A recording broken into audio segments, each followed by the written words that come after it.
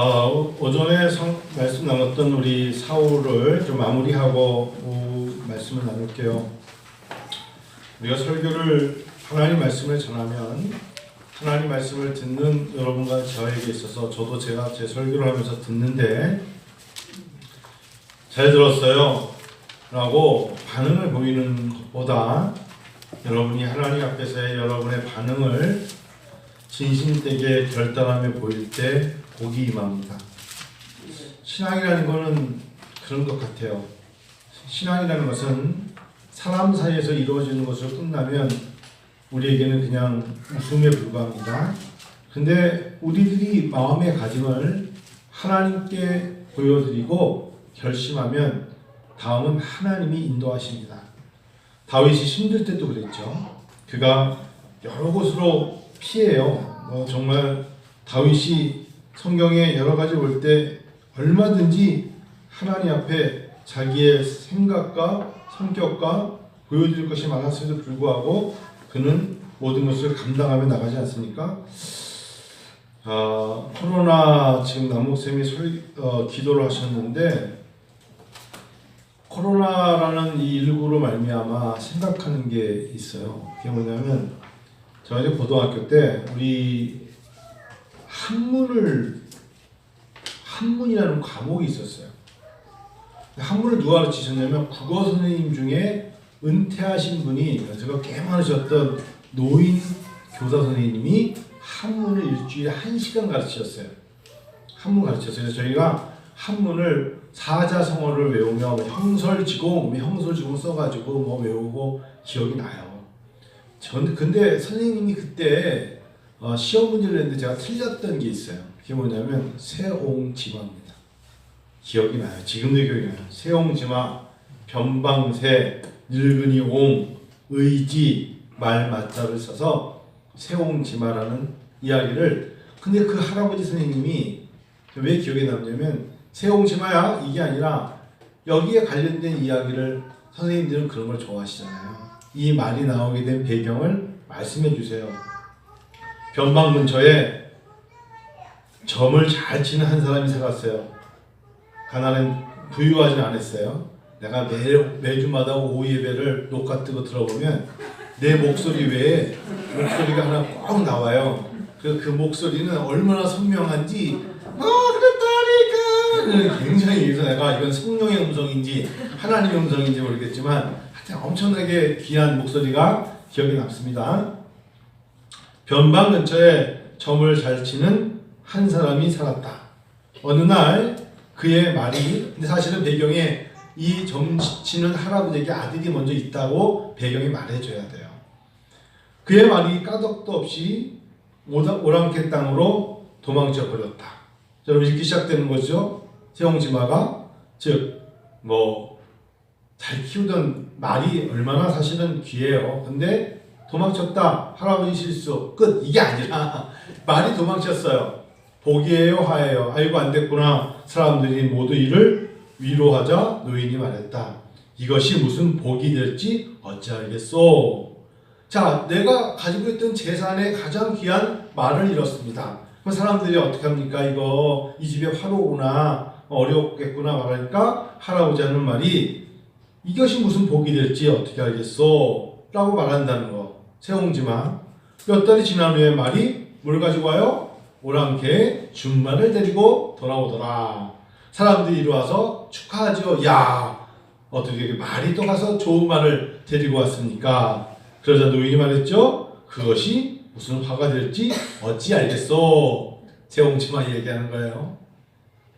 집에 좋은 말이 생기자 말 타기를 좋아하던 노인의 아들이 그 말을 타고 달리다가 말에서 떨어져서 다리가 부러졌어요.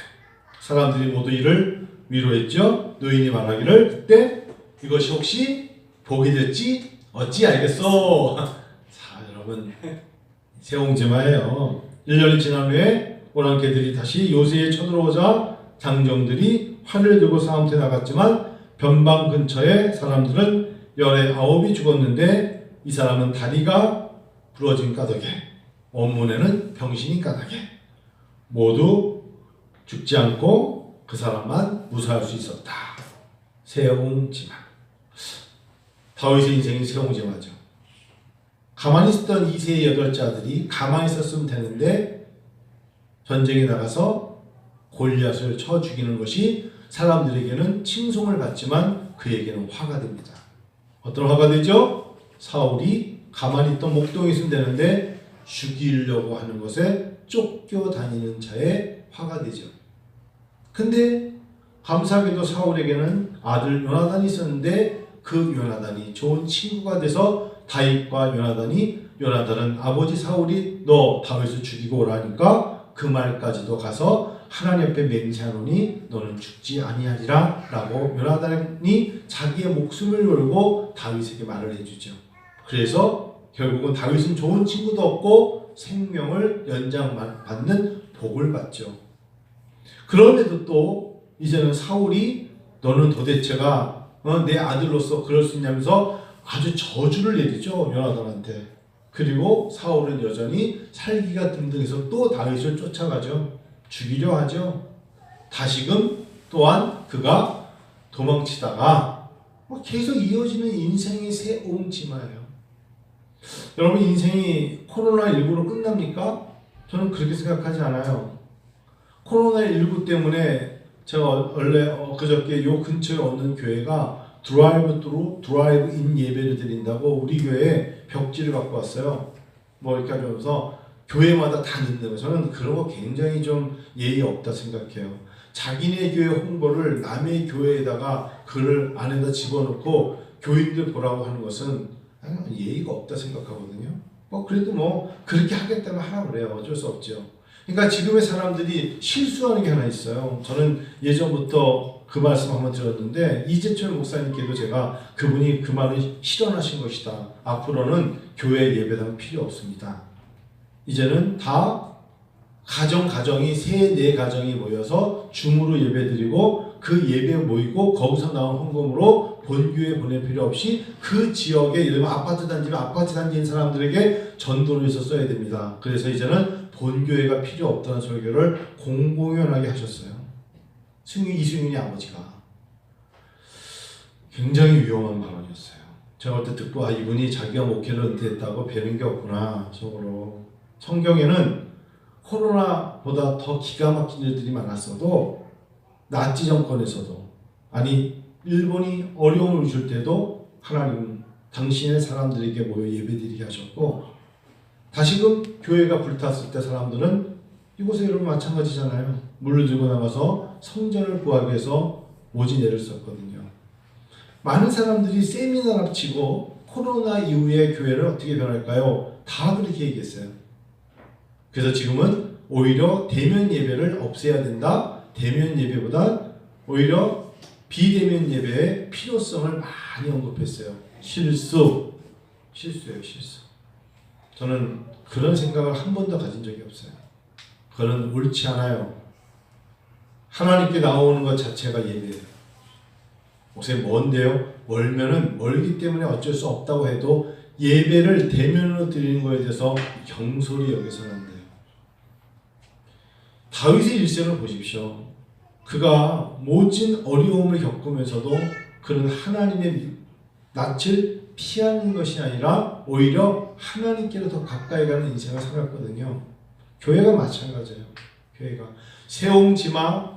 여러분 코로나19 그 다음에 어떻게 될까요? 많은 교회들이 지금 그것을 연구했다는 듯이 드라이브 인 예배, 줌 예배, 여러 가지 유튜브 예배로 다 교회를 전환시키겠다. 이제는 교회를 어떤 교회는요, 판교에 있는 교회는요, 실제로요 교육관 남고 교회를 매각했어요.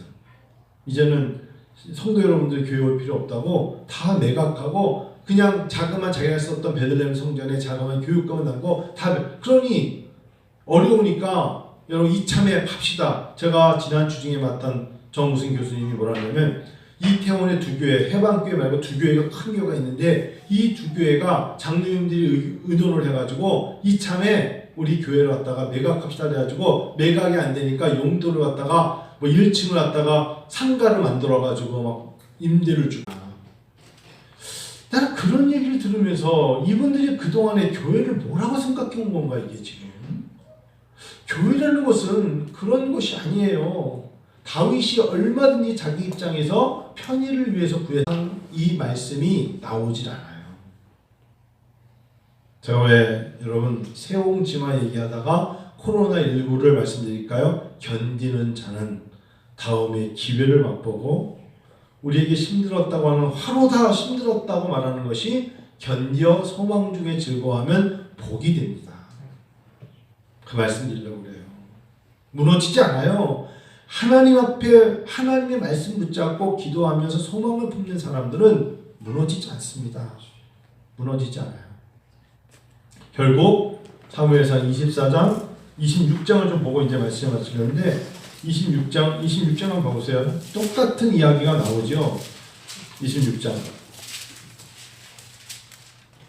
9절부터 볼까요?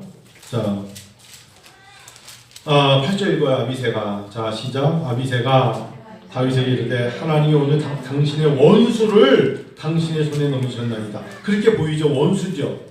그러므로 청하오니 내가 창으로 그를 찔러서 단번에 땅에 꽂게 하소서. 내가 그를 두 번 찌를 것이 없으리라니. 9절 시작. 다윗이 아비새에게 이르되 죽이지 말라. 누구든지 손을 들어 여호와의 기름 부은 자를 받은 자를 치면 죄가 없겠느냐 하고. 이게 바로 다윗이라고요. 두 번째에도 또 죽일 수 있는 기회가 있음에도 다윗은 그래 내가 한 번은 봐줬잖아. 근데 날 또 죽이려고 그래? 라고 말하지 않고 넘어가요. 그러면서 11절 읽어요. 시작. 내가 손을 들어 여호와의 기름 부음 받은 자를 치는 것을 여호와께서 금하시나니 너는 그의 머리 곁에 있는 창과 물병만 가지고 가자. 얼마나 죽일 수 있으면 머리 곁에 있는 창과 물병이 있는 것을 가지고 올 정도로 사울은 모르고 있는 거예요. 16절 읽어봐요. 시작. 내가 행한 이 일이 옳지 못하도다. 여호와께서 살아계심을 두고 맹세하노니 여호와의 기름 부음 받은 너희 주를 보호하지 아니하였으니 너희는 마땅히 죽을 자이니라. 이제 왕의 창과 왕의 머리 곁에 있는 물병이 어디 있나 보라니. 어느 정도로 너희도 몰라서 그래. 나는 얼마든지 죽일 수 있었어. 너가 오히려 잠자는 사이에 너희들 스스로 지키지 못했던 것을 나는 안다는 거예요. 누가? 다윗이. 한 줄만 더 읽어볼까요? 우리 23절 읽어볼까요? 26장 23절 시작. 여호와께서 사람에게 그의 공의와 신실을 따라 갚으시리니 이는 여호와께서 오늘 왕을 내 손에 넘기셨을 때 나는 손을 들어 여호와의 기름 부음을 받은 자 치기를 원하지 아니하였습니다. 아멘. 저는 사실 이 말씀을 신학교 다닐 때 사울 이야기와 다윗 이야기를 참 많이 들었어요. 어떤 사람이 무섭고 그 사람이 나한테 보복을 할까봐 내가 안 찾아가는 것이 아니라, 어찌 보면 때로는 억울하고 때로는 어떨 때는 내가 너무 손해보는 것 같아도 내가 싫으면 그곳에 안 가요. 안 가고 외면하고 무시하고, 내가 정말 그 사람하고 더 이상 상대하고 싶지 않으면 그 사람이 있는 동네 자체를, 대한민국이 좁고 넓지 않은 땅임에도 간 적이 없어요. 그것을 오히려 하나님이 나에게 말씀으로 가르친 것이 아닌가라는 생각을 합니다. 그래요. 그래서 이제 25절로 마무리할게요. 읽을까요? 사울이 다윗에게 이르되 내 아들 다윗아 내게 복이 있을지어다. 내가 큰 일을 행하겠고 반드시 승리를 얻으리라 하니라. 다윗은 자기 길로 갈고 사울은 자기 곳으로 돌아가니라. 그런데 마지막까지 잘 하셔야 되는 게 있어요. 상대방에게 그럴 듯 말 듯 괜히 오해 삼게 하지 말고, 상대방이 봤을 때도 저 친구는 정말 내 마음에 안 들어도 대단해, 훌륭해, 복을 받을 만해, 저 친구는 결국은 잘 될 거야 라는 것을 느낌을 주게 만들고 마무리를 하라고요. 그냥 나는 이제 몰라 이게 아니라, 저 친구가 견뎌내는 걸 보니, 저 친구가 감당하는 걸 보니, 저 친구가 무엇을 해내는 거 보니 저 친구는 결국은 나중에도 해낼 거야 라는 느낌을 사울은 말하지 않습니까? 다윗아 내게 복이 있을지어다. 이 정도의 말이 나와야 돼요. 원수야 너 말 안 하고 나 말 안 하면 끝이지 뭐. 이게 아니에요. 그리고 결국은 다윗은 자기 길로 가고 사울은 자기 곳으로 돌아간다. 이렇게 끝나는 거예요. 물론 나중에 사울이 또 신접한 여인을 찾아가고 막 난리를 치고 나중에 또 성경에서 뒷부분에서 결국 길보아 전쟁에서 죽게 되는, 그리고 사무엘 하에서는 다윗이 어떻게 되죠? 울더라. 다윗의 마음에 아이고 잘 죽었어 아니라 결국은 그 마음에 잘 안 된 걸 보고 아들 3명까지 같이 죽은 걸 보고 사무엘 하 1장은 다윗이 통곡하며 울더라. 불쌍한 거죠. 잘 되던 사람이 더 많은 덕을 끼치고 더 많은 사람들을 얻고 더 많은 공을 세우면 사람들이 그를 잊지 못할 것인데 결국은 누군가를 죽이려고 죽이기 위하여 살아가는 인생에 뭐가 좋겠어요? 어떤 시험이 오세요? 저는 갑자기 사무엘상을 묵상하다가 코로나를 만난 교회 17번째를 준비하다가 시험이라는 단어, 그래요. 다윗은 시험이 없었습니까? 시험이 많았죠. 시험이 없는 인생은 인생이 아닙니다. 그치 영훈아? 영훈이는 지금 시험 보라니까 중간고사가 다 보겠구나. 그렇잖아요. 영광이 시험, 아빠 이제 올해 9개월밖에 안 남았, 한 8개월 남았나? 또 대학 시험을 봐야 되는 시험이 다가오죠. 저는 목회를 하면서 사실은 매주마다 시험인 것 같아요. 한경희 목사님이 예전에 남한산성에서 마지막 하셨을 때 아유 그 어려운 시대 6.25 전쟁 이럴 때 다 겪으면서 이북에서 내려와서 목회를 하시면서 어떻게 목회를 하셨어요? 했더니 그분이 하신 말씀이 있잖아요. 매주마다 어제나 오늘이나 언제쯤 목회를 그만둘까 하다 보니까 마무리하게 됐어요. 어제나 오늘이나 언제쯤 목회를 그만둘까? 아유 이번 주만 넘기면 그만둬야지. 너무 힘들어. 그렇게 하다 보니까 은퇴를 하게 됐다. 저는 그게 굉장히 와닿아요. 코로나를 겪고 더 이상 목회는 못할 것 같아. 그런 생각을 한 번도 안 했다면 거짓말이에요. 이렇게 가다가 이것이 과연 감당할 수 있을까? 이런 생각을 안 해봤겠어요? 제가 저기 보니까 우리 잘생긴 남궁이사에 계시는데 한 번쯤 남궁혁 변호사를 여기서 그만두고 다른 거 해볼까 생각을 안 해봤겠어요? 안 해봤어? 매일 이제나 저제나 하다 보니까 이제 은퇴하실 때가 다가오는 거예요. 그럴 수 있어요. 우리 교수님도 계시지만 교수님도 뭐 옆에 교수들하고 항상 좋지만 않으실 거예요. 예를 들면 아유 내가 근데 뭐 그만두실 생각은 안 하시겠지만 예를 들면 그런 생각을 한 번쯤 안 가졌겠어요? 학교 생활하시면서 아니면 중간이라도 신영자매는 없었을 가능성이 예를 들면 있어요. 사람마다. 그런데 하나님이 나에게 주신 그 마음을 가지고 그 시험을 이겨내기 위해서 하나님 나에게 눈물 돌리게 하시고 혼자 산책도 하게 하시고 땅을 보며 걷기도 하시고 저도 어제도 산에 올라갔다 왔어요. 금방 어두워져서 밤에 내려왔는데 하여튼 5시 반에 올라갔는데 내려오니까 어두워졌어. 그러다가 막 가면서 많은 생각을 했죠. 많은 생각을. 그러니까 한경준 목사님이라는 분이 참 단순하게 하신 말씀 어제나 오늘이나 언제쯤 그만할까 생각했는데 은퇴를 하게 됐네요. 여러분 이게 세옹지마예요.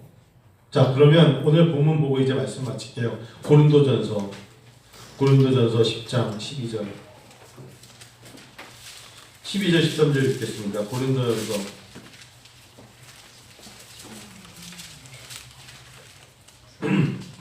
자 세옹지마예요. 시작. 그런즉 선줄로 생각하는 자는 넘어질까 조심하라. 이게 세옹지마예요. 잘된 줄 알고 우쭐거리는 자는 넘어질까 조심하라. 13절 시작. 사람이 감당할 시험밖에는 너희가 당한 것이 없나니 오직 하나님은 미쁘사 저희가 감당하지 못할 시험 당함을 허락하지 아니하시고 시험 당할 즈음 또한 피할 길을 내사 너희로 능히 감당하게 하시느니라. 아멘. 이 시험을 하나님이 주신 건데 물론 마귀가 주는 욕망적인 거 말고 믿음 생활을 하는 데 있어서 내가 받는 시험이 있어요. 처음부터 여러분 반주 잘못 낀 거는 나의 실수예요. 그거는 제가 감당해야 돼요. 하나님은 감당하시게끔 너가 한 것에 너가 감당케 하세요. 어쩌면 그 잘못 낀 단추 하나가 평생 나의 십자가로 눈물이 돼야 된다면, 그래도 불구하고 그 옷을 입고 다니겠다면 찢어져서 버릴 때까지 자기 십자가가 되는 건 어쩔 수 없어요. 어쩔 수 없는 거예요. 그건 눈물이 될 수도 있고 아픔이 될 수도 있고 자기만의 고통이 될 수 있고, 그걸 사람들에게 아무리 항변해봤자 아무도 인정 안 해요. 자, 근데 그 얘기가 아니라 하나님이 주신 시험, 사람이 감당한 시험밖에는 너희가 감당한 것이 없는데, 하나님은 미쁘사 너희가 감당하지 못할 시험 당함을 허락하지 않는다. 시험이 뭡니까? 첫 번째, 여러분, 시험은요 자격이에요. 자격. 네가 그 시험을 통과하지 않으면 내가 원하는 자격에 미달하기 때문에 하나님은 나에게 매 순간순간마다 내가 넘어야 될 시험거리를 주셔요. 분명히 말씀드린다, 이건 영적인 겁니다. 영적이지 않은 시험을 가지고 얘기하는 건 욕망이라고요. 디자이어예요. 제가 말씀드리는 것은 믿음 안에서 기도하며 함께 찬양하며 예배드리며 하나님을 믿고 신앙 안에 있는데 다가오는 시험을 말하는 거예요. 아, 도박판에 있는데 도박을 잃어버린 걸 시험이라고 합니까? 말도 안 되는 소리 하지 마세요. 그렇지 않겠어요? 하나님 안에서 미쁘신 하나님이 주시는 시험은 뭐라고요? 자격이에요. 자격. 네가 그거를 견뎌내야, 이겨내야 다음 단계 갈 수 있는 자격. 두 번째 시험은요, 구별이에요. 구별이에요. 시험을 통과한 사람들과 통과하지 못한 사람들, 즉 끝까지 견뎌서 주님과 함께 고난의 십자가를 진 자와 고난의 십자가 아니라 은 30으로 예수님을 판 자와의 구별이에요. 아나니아 삽비라도 구별이에요. 성령이 그에게 임하셨어요. 근데 그 중에 일부를 숨겨고 속이는 자의 구별이에요. 그걸 이겨내야죠. 구별이에요. 구별. 하나님의 사람인가 하나님의 사람과 아닌가의 구별. 그게 시험이에요. 그래서 내 눈에 보는 대로 생각하는 대로 따라가면 이건 버려지는 거예요. 영적인 것이라는 것은 내 눈에 보기 좋고 내 마음에 든다고 해도 하나님이 보시기에 좋다고 인정할 때까지의 시간을 가지고 여쭤보고 기도해야 돼요. 세 번째, 시험은 분명한 것은 쉬운 게 아니라 어렵다는 거예요. 그 시험을 이겨내는 방법이 여러 가지가 있죠. 답안지 보고 쓰면 쉽죠. 답안지 보고 베끼는 건 쉽지 않겠어요? 근데 답안지와 똑같은 답을 내기 위해서 그것을 어려운 관문을 수학이든 영어든 풀어서 똑같은 답을 맞추게 한다는 게 쉽습니까? 제가 봤을 때 초등학교 3학년, 4학년 애들이 보는 시험과 고등학교 3학년 애들이 보는 시험이 똑같습니까? 다르죠. 신앙의 연륜이 깊으면 깊을 속에 다가오는 시험거리와 처음 예수 믿었을 때의 시험거리가 같습니까? 다르겠죠. 다르겠죠. 뭐요? 하여튼 다르다는 말이에요. 그래서 시험은 깊이 들어가면 들어갈수록 어렵다. 그 어렵다는 건 뭐냐? 좀 더 하나님의 4차원적인 5차원적인 헤아릴 수 없는 하나님의 마음을 헤아리고 들어갈 수 있는 복된 자가 되는 것이다. 그걸 누가 알리요? 그래서 이제 어떨 때 보면은 대학 시험 때문에 애들이 정말 얼굴이 누렇게 떠가지고 눈도 패이고 막 힘들어하는 아이들과 정반대로 두 가지 종류가 있어요. 그 문제를 풀어서 얼굴이 기쁜 애가 있고 아예 그런 문제와 인생에 상관없이 사는 애들 또한 얼굴이 피죠. 먼 날 알게 돼요. 마지막으로 시험은 상급이죠. 칭찬받죠. 잘했다. 잘했어. 네가 통과했어. 그러니 하나님은 시험 당함을 허락하지 아니하시고 감당하지 못할 시험을 허락하지 아니하시고 결국 우리가 감당하게 하신다. 어렵죠? 저는 이 말씀 제할 때마다 참 어려워요. 언제까지입니까? 라고도 말하고 싶고, 내가 겪는 어떤 것이 다음 단계로 갈 때 휴, 이걸 감당하다니 라고 말하며 가는 게 절대 쉽지 않아요. 제일 어려운 게 뭔지 아세요? 내가 보는 대로 내 생각대로 하지 않고 하나님의 마음으로 그것을 거듭남이라고 합니다. 거듭남. 여러분, 물과 성령으로 거듭났다는 건 뭐냐면 내 생각대로, 내 보는 대로, 내 계획대로 되지 않았을 때 하나님의 숨어있는 뜻이 무엇인가를 찾으며 인내하는 게 거듭난 자의 증거요시다. 어렵죠. 매우 어려운 거예요. 시간이 갈수록 구하라 할 때 박수 3번 치고 주께서 응답하셨습니다. 할렐루야 아멘. 그런 건요, 아이들과 함께 천군백군 편갈라가지고 응원하는 응원가예요. 하나님 세계는 그렇잖아요. 얼마나 깊고 인간의 지식으로 헤아릴 수 없는 영적인 것인데요. 시간이 갈수록 어려워요. 시간이 갈수록 목회가 깊은 마음을 품고 성도 한 사람 한 사람에게 내가 만나고 내가 생각한 것을 전달해 드리고 싶은 그 마음으로 간다는 게 어려운 겁니다. 매우 어려운 거예요. 이 말씀 마칠게요. 하나님은요, 근데 너무 감사한 게 피할 길을 내세요. 그러니까 이제 하나님, 제가 문제를 풀어도 도저히 이걸 못 넘어가겠습니다 했을 때 하나님 그 다음 단계에 그 사람만이 가지고 있는 피할 길이 있어요. 목사님, 그건 얍삭한 거 아닙니까? 그 소리가 아니에요. 그 소리가 아니에요. 그 소리가 아니고, 이런 예가 맞을지 모르겠어요. 이런 예가 저 고등학교 친구 얘기를 좀 해볼게요. 송무라는 친구가 있는데 얘는 머리가 너무 좋아요. 얘는 머리가 얼마나 좋으냐면 1학년 때 정말 반에서 거의 꼴등을 하던 애인데 1학년 겨울방학 때 공부를 하고 2학년 때 15등급 중에 2등급, 3등급으로 뛰어오른 애야. 얘는 왜 그런가? 얘는 노력보다 머리가 너무 좋은 걸 가지고 머리 좋은 걸 개발한 거야. 쉽게 말하면. 얘는 진짜 머리가 너무 좋아. 근데 얘는 머리가 좋다 보니까 흥미와 관심도 다른 애보다 금방 빠져들어서 마이클 잭슨 춤을 얘만큼 잘 추는 애가 없었어요. 그러니까 고등학교 때 이만한 전축을 들고 와. 학교에 가방 안 들고 오고 이만한 전축을 몰래 숨겨갖고 들어와서 교실에다 틀어놓고 춤추는 애, 얘가. 그런 애가 학교마다 꼭 한두 명 있어. 근데 걔처럼 마이클 잭슨 춤을 잘 추는 애를 본 적이 없어. 그다음 2학년 수학여행 가서 걔가 상 탔어. 그러니까 뭘 하나 보면 머리가 너무 잘 돌아가는 거야. 춤이면 춤, 패션이면 패션, 너무 잘 돌아가. 얘를 감당할 자가 없어. 그래서 얘는 내가 봤을 때 그런 쪽에 머리가 잘 돌아가. 그런데 제 친구 중에 이 구 끝에는 가로치고 라는 애가 있어. 얘는요, 얘처럼 공부를 무식하게 하는 애를 본 적이 없어.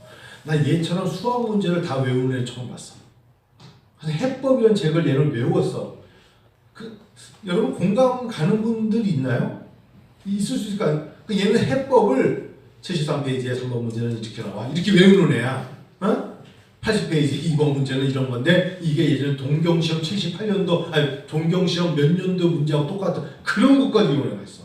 얘는 그래서 야 동명 문제는 왜 외웠어 너 했더니 아니야 해법하고 정석은 있잖아 일본에 예전에 본고사 때 나왔던 문제로서 1954년, 58년대, 63년대 나왔던 문제를 이렇게 바꾼 거라서 그걸 외웠어. 그리고 학력고사 몇 년도에 나왔다는 걸 외웠어.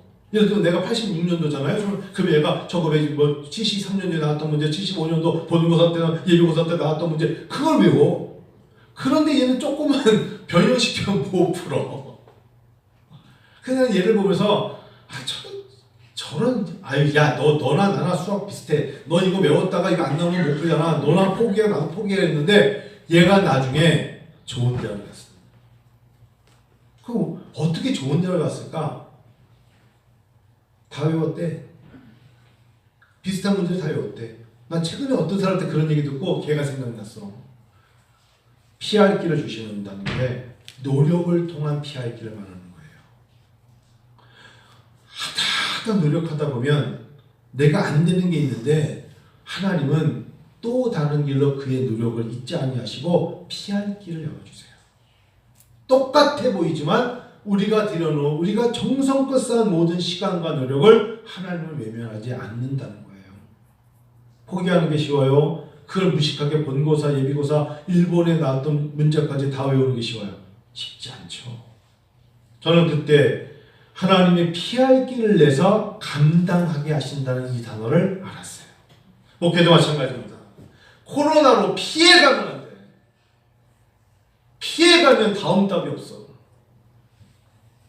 위험을 감수하고 지킬 걸 지키되 노력하며 감당하는 자가 하나님이 길을 내서 감당케 하세요. 성도 여러분께 다윗은 피할 줄 몰라서 그런 게 아닙니다. 나중에는 블레셋, 시글락, 블레셋 땅이 자기가 블레셋 땅으로 유다 땅에 숨을 곳이 없으니까 블레셋 땅에 숨어 들어가잖아요. 정말 막바지 아니에요? 갈 곳이 없잖아요. 하나님이 피할 길을 내시는 거죠.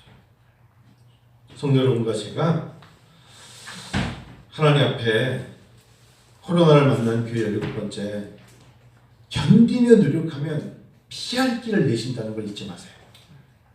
피할 길 분명히 주시는데 손 내려놓고 포기하는 건 쉬워요. 끝까지 견디면 하나님이 그 능히 감당하게 하실 수 있는 피할 길을 내는데 이 부분에서 인생이 많이 갈라지더라. 갈라져요. 힘들수록에 하나님 앞에 하던 일을 포기하지 말고 기도하세요. 힘들수록에 생각의 변화를 주고 내가 생각의 변화를 가지고 노력하며 하나님께 나아가세요. 그래야 하나님이 도와주십니다. 기도하겠습니다.